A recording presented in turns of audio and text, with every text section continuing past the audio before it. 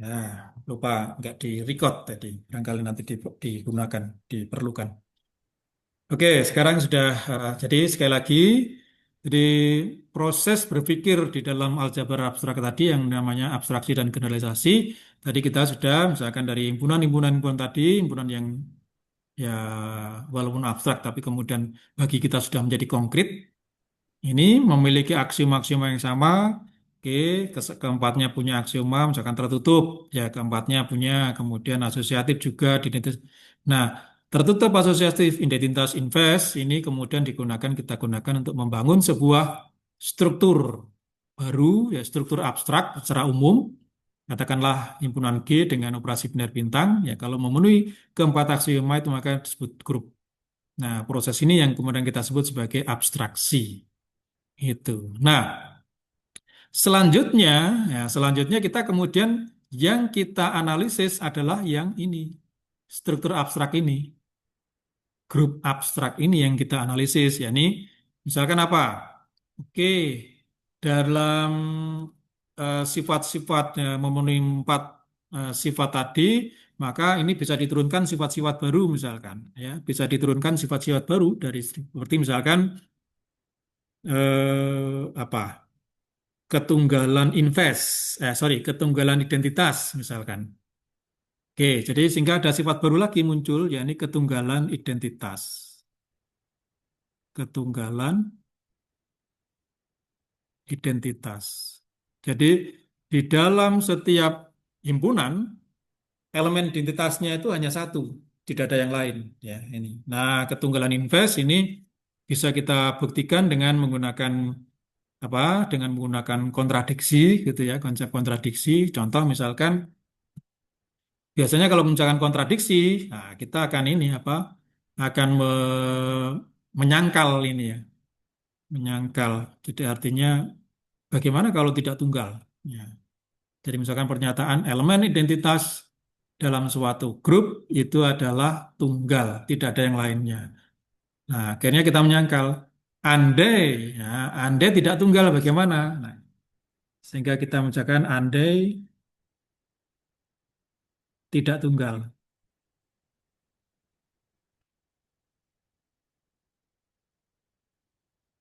Ya, andai tidak tunggal, maka akan terjadi ada dua elemen yang misalkan lebih dari satu pokoknya. Ya, maka akan ada misalkan E yang tidak sama dengan F, di mana kedua-duanya itu merupakan elemen identitas, gitu ya. Nih, sehingga yang keduanya merupakan elemen identitas. Ya, E tidak sama dengan F, yang keduanya mengaku, nah, katakanlah mengaku sebagai identitas. Sebagai identitas. Nah, sehingga kalau mereka masing-masing adalah elemen identitas, maka sekarang kalau mereka kita apa? Kita operasikan misalkan kalau E dioperasikan dengan F. Nah, ini hasilnya apa? Misalkan E dioperasikan dengan F. Hasilnya, nah, akhirnya kita bisa melihat dari dua sisi. Oke, kalau E-nya yang sebagai elemen E, identitas, ya kalau E-nya sebagai elemen identitas, maka E operasi F akan menghasilkan F. F. Tetapi kita juga bisa E dioperasikan dengan F, memandang F sebagai elemen identitas. Nah, sekarang kalau F-nya sebagai elemen identitas, maka E dioperasikan F, hasilnya adalah E. E. Nah, akhirnya kita punya dua operasi, ya. Dan operasi ini ada operasi biner, ingat tadi bahwa dalam grup ini G, operasi bintang itu adalah operasi biner. Ya, operasi biner itu apa? Operasi biner itu adalah operasi yang sifatnya tertutup dan tunggal hasil. Nah, ini tertutup dan tunggal hasil. Nah, sekarang ini ada dua elemen yang berbeda, E dan F, dioperasikan. Oh, yang pertama menghasilkan F, kemudian yang kedua menghasilkan E. Apa yang terjadi? Karena operasi biner itu adalah operasi yang tunggal hasil, maka berarti apa? Berarti E dan Kontrak F itu harus sama. sama. Sama. Iya, jadi E dan F itu harus sama. Nah, inilah yang kemudian nanti ini merupakan sebuah kontradiksi. Ya, kontradiksinya apa? Tadi di awal kita mengatakan E dan F itu adalah dua elemen yang berbeda. Tapi ternyata kalau keduanya mengaku sebagai elemen identitas, maka kemudian E dan F tadi harus sama. Sehingga akan terjadi suatu kontradiksi. Kontradiksi itu apa? Kontradiksi itu adalah apa? Hmm. Logika, ya. Jadi pernyataan logika yang selalu bernilai salah. Nah, Ya, itu kontradiksi. Kontradiksinya gimana? Kontradiksi yang terjadi adalah bahwa di awal kita mengatakan E tidak sama dengan F dan ternyata E itu sama dengan F. Itu.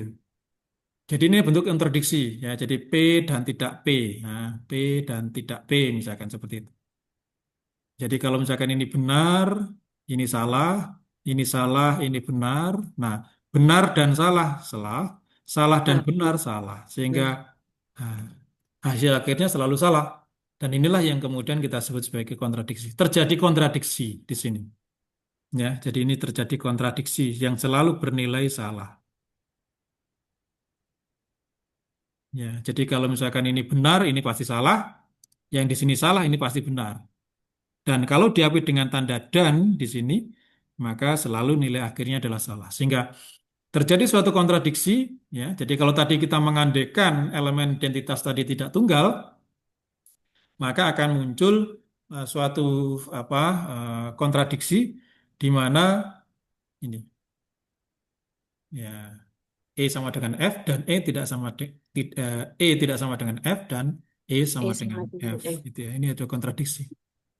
Nah, sementara kontradiksi adalah statement atau proposisi Logik. yang selalu bernilai salah, maka kemudian apa?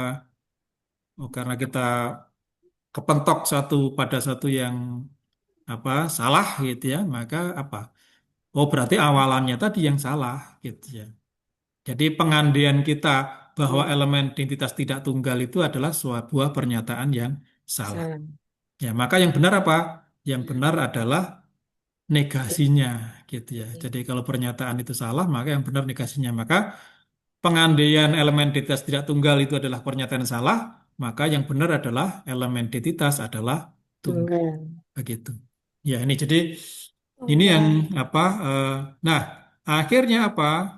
Akhirnya ini tadi kan ketunggalan identitas tadi sudah dibuktikan dari grup yang abstrak ini ya.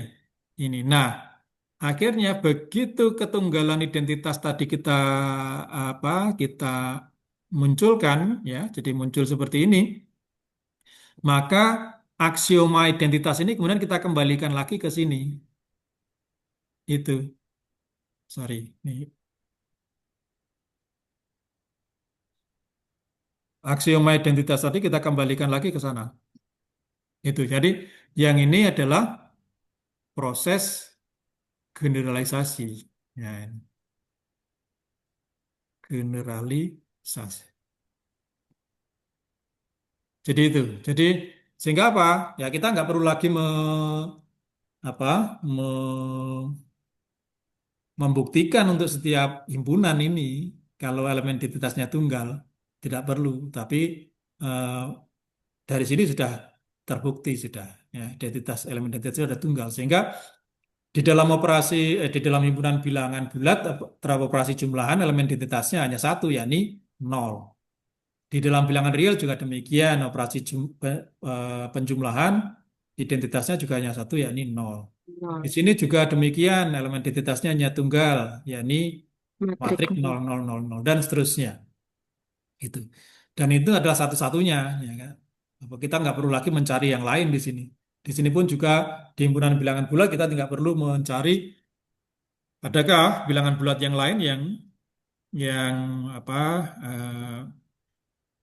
selain nol yang nantinya sifatnya seperti nol nggak ada gitu ya ini karena ini secara umum sudah dibuktikan ini jadi ini adalah pemikiran di dalam apa aljabar abstrak gitu ya, di mana kita mengadakan suatu abstraksi dan generalisasi. Jadi untuk membangun sebuah sebuah sistem abstrak ya, maka kita gunakan apa yang analisis yang kesamaan-kesamaan sifat yang ada pada himpunan-himpunan konkret ya.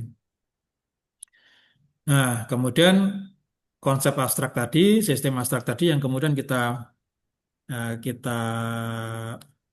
apa eh, kita turunkan ya dari aksioma-aksioma yang ada, kemudian kita turunkan ada teorema baru, sifat-sifat baru yang menyatakan bahwa sistem itu adalah memiliki ketunggalan invest gitu ya. Nah, ketunggalan invest tadi langsung bisa kita gunakan untuk kita generate, kita generalisasikan ke semua himpunan yang ada tadi. Jadi ini ada apa proses abstraksi dan generalisasi. Tuh. Nah, itu sehingga kemudian objek-objeknya di dalam aljabar abstrak itu kalau dulu adalah ada struktur aljabar satu, ada struktur aljabar dua ya. Jadi ada grup ya. Nah, kalau masih apa satu operasi biner, satu himpunan dengan satu operasi biner, gitu ya. Maka kemudian ini adalah grup ya. Jadi dia ada 4 aksioma yang harus dipenuhi. Itu. Kemudian di struktural Jabar 2 ya di apa pertengahan yang ke sini ya itu kita ada yang namanya ini satu himpunan R, operasinya ada operasi jumlahan dan perkalian atau kita bisa secara umum kita katakan crash dan bintang katakanlah itu ya karena ini adalah operasi abstrak juga ya dengan dua operasi biner maka kita kemudian mengenal adanya ring atau kalau dalam bahasa Indonesia sering beberapa buku ini menyebutnya sebagai gelanggang. Ya, ini ada 8 aksioma yang harus dipenuhi. Itu karena memenuhi apa aksioma 1 sampai 5 itu terkait dengan operasi crash gitu ya. Operasi kemudian 6 7 itu terkait operasi biner bintang ya. Kemudian hubungan antara crash dan bintang itu apa aksioma yang ke-8 itu ada 8 aksioma. Kemudian kalau ditambahi lagi 11 aksioma ya, jadi dikembangkan lagi ya, maka ring secara khusus tadi ada yang bisa menjadi apa integral domain ya, ada yang integral domain. Oke, ada yang integral domain. Kemudian ada juga yang menjadi field atau lapang atau lapangan ya kalau misalkan field atau lapangan. Tuh ya. Ini jadi ada integral domain, kemudian ada field gitu ya, struktur-struktur yang apa bisa kita apa rumuskan ya ini. Oke, kemudian hubungan sekarang ya. Jadi kan kalau objek dalam matematika itu semua objeknya abstrak gitu ya. Dan objeknya itu hanya dua sebenarnya. Jadi objek matematika itu hanya ada dua. Kapanpun kita belajar matematika selalu objeknya dua. Ya ini objeknya berupa himpunan dan fungsi. Nah, ini selalu gitu. Jadi kalau kita belajar matematika selalu himpunan dan fungsi itu. Contoh kalau misalkan, dulu waktu kita pertama kali belajar berhitung, himpunannya himpunan bilangan asli gitu ya. Ya berarti jelas di situ himpunan bilangan asli. Kemudian fungsinya apa? Ya kalau operasi jumlahan ya fungsinya jumlahan ya. Jadi operasinya operasi ini fungsinya itu. Jadi kalau misalkan dalam himpunan bilangan bulat katakanlah di dalam jenis Z cross Z, kemudian di sini kita ada himpunan bilangan bulat misalkan itu. Ya, sehingga operasinya operasi jumlahan. Nah, ini fungsi. Ya, operasi jumlahan tadi fungsi ya, berkapasitas sebagai fungsi. Contoh misalkan kalau kita punya pasangan 2 dan 3, 2,3 selalu akan dihubungkan ke 5. Kalau kita punya 1 dan apa dan 7 misalkan ya, maka akan dihubungkan ke 8 gitu. Dan inilah fungsi, ya. Jadi operasi jumlahan tadi adalah fungsi. Jadi apa dalam penggunaan bulan bulat misalkan kita ada operasi penjumlahan di sana, maka himpunannya adalah bilangan bulat, kemudian fungsinya adalah operasi jumlahan tadi yang merupakan operasi biner. Begitu. Ini. Jadi objeknya selalu seperti itu ya. Jadi sehingga dengan demikian selalu akan kita ini. Jadi kalau di dalam struktur ya, jadi dalam sistem grup seperti ini maka ya ini adalah himpunannya ya. Kita memahami himpunan tadi sifat-sifatnya. Kemudian bintang ini sebagai operasi biner, di mana operasi biner tadi adalah merupakan sebuah fungsi ya. Jadi dia adalah fungsinya di sana. Demikian juga ini, ya berarti himpunannya adalah himpunan R. Nggak tahu R itu apa, ya. Jadi himpunan abstrak gitu ya. Kemudian ada dua operasi biner. Nah, dua operasi biner itu adalah fungsi-fungsi yang didefinisikan di dalam ruang R tadi, ya, himpunan R gitu ya. Ini. Itu. Jadi ini yang terkait ya, sehingga nanti saya juga akan share di MMP terkait dengan ini mungkin nanti untuk sebagai apa mengingat kembali ya. Jadi waktu S1 dulu ada apa macam-macam topik ya yang kita bisa bisa pelajari gitu ya. Nah, itu kita ulang lagi. Misalkan grup ya, kemudian lalu grup itu ada di dalam grup itu ya tentunya kalau dia grup adalah himpunan, himpunan tadi akan punya sub himpunan, subset, maka di dalam grup ada subgrup. Ya, punya grup di dalam grup itu subgrup ini. Hanya kemudian kalau karena nanti apa kapasitas subgrup tadi adalah sebagai subhimpunan, maka pasti akan ada sifat-sifat yang diturunkan.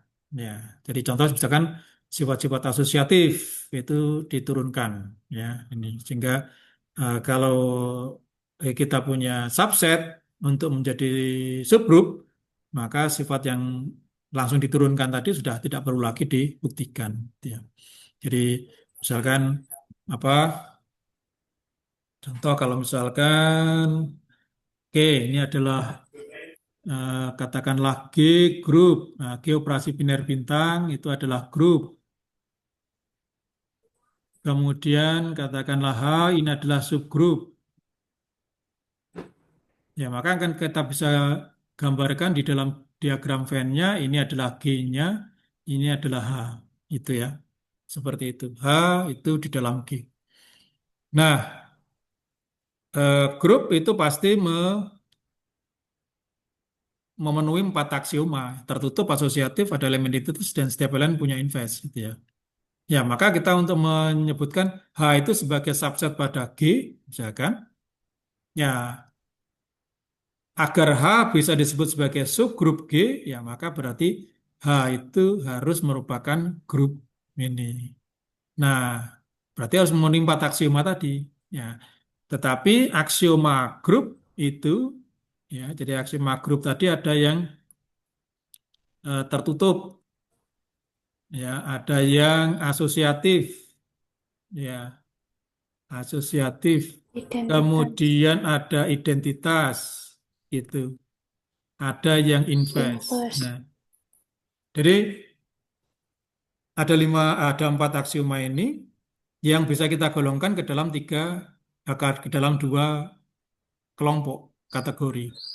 Ya, jadi tertutup identitas inverse ini adalah kategori dari aksioma-aksioma yang ditekankan pada tanda elemen.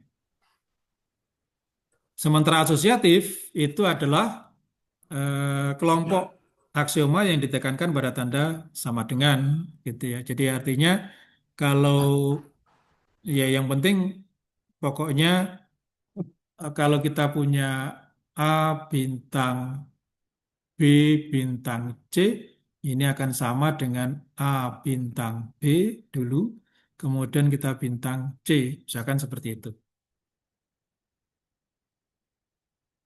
Ya, pokoknya hasilnya sama, ya udah, maka dia asosiatif gitu. Tetapi berbeda dengan kalau misalkan kalau aksioma itu ditekankan pada tanda elemen gitu ya.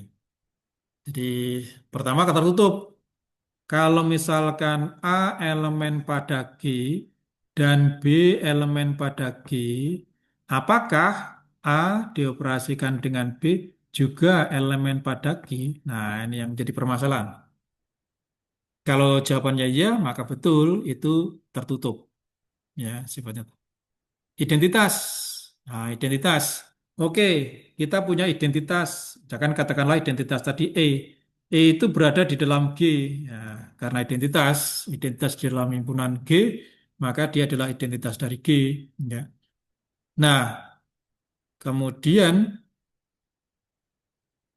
apakah itu nanti ya? Apakah nanti akan bisa didapatkan bahwa E-nya tadi juga berada di dalam H?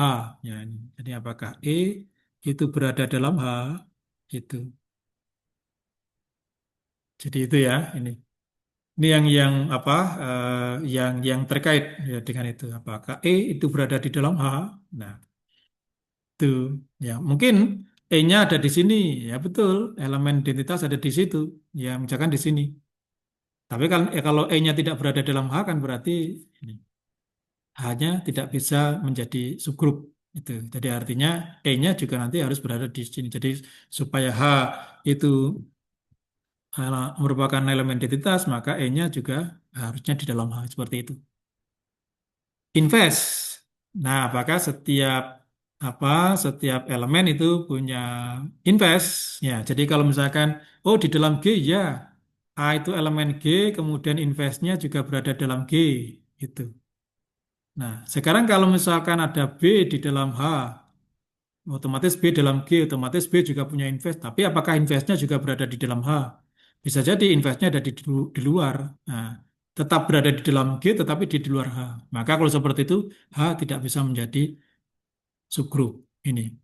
Nah, sehingga dari aspek ini, ya, maka aspek asosiatif, apa sifat elemen eh, apa sifat-sifat yang ditandai dengan tanda sama dengan itu yang otomatis diturunkan gitu ya karena dia hanya sama dengan gitu ya jadi kalau elemen tidak itu sehingga untuk subgrup asosiatif jelas terbukti kalau misalkan H itu adalah subset maka dia pasti juga asosiatif karena G-nya asosiatif tetapi untuk sifat tertutup identitas invest ini tidak diwariskan ya harus dibuktikan nah tetapi kemudian pada perkembangan selanjutnya, nah kalau tertutup dan invest itu dipenuhi, maka otomatis identitas juga akan dipenuhi.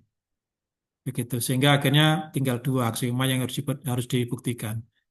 Nah, tertutup invest ini juga akan terpenuhi kalau misalkan ini, sehingga tinggal satu aksioma. Jadi kalau misalkan A, B elemen H, kemudian A bintang B invest elemen H, ya maka H akan bisa disebut sebagai akan bisa dibuktikan menjadi sebuah subgrup itu. Jadi sehingga tinggal satu aksioma ini. Nih, seperti itu kalau misalkan apa yang apa namanya eh, ini bisa diidentifikasi di sana. Oke, mungkin itu apa pemanasan kita terkait mengingat kembali terkait apa yang ada dalam eh, apa ini aljabar abstrak gitu ya, di aljabar abstrak. Oke, ini apa sudah terdengar azan. Ini kita break dulu, ibu-ibu. Mungkin nanti akan bisa kesempatan sholat dulu. Eh, Nanti kita akan kembali bertemu. Kita mengikuti Zoom yang ada di apa Zoom yang ada di problematika ya jadi langsung mengikuti di problematika nanti masuk lagi karena harus presensi lagi presensinya sekarang kemudian nanti 15.10 ya kalau nggak salah 15.10 kita Oke. masuk lagi untuk ini Oke. baik kita break dulu kita stop di sini kita ketemu lagi nanti di kelas problematika tetap kita akan lanjutkan Oke. pembahasan kita. Nggih. Terima kasih kita break dulu. Oke. Matur nuwun. Oke. Oke, Pak. Terima kasih. Ya, terima kasih.